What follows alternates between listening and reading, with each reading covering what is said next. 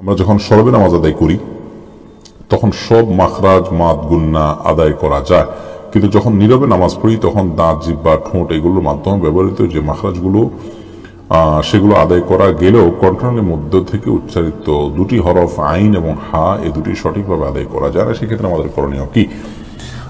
সলাতে আমরা যখন সূরা কেরাত পাঠ করব তখন সেক্ষেত্রে সূরা কেরাত একেবারে শতভাগ তাজবিদের সাথে শতভাগ সঠিক হতে হবে এমনটি কিন্তু আবশ্যক নয়। আপনার হা এটা সাধারণ হা থেকে একটু পার্থক্য হচ্ছে, আইন এটা হামজা থেকে পার্থক্য হচ্ছে, এটুকু ইনশাআল্লাহ যথেষ্ট।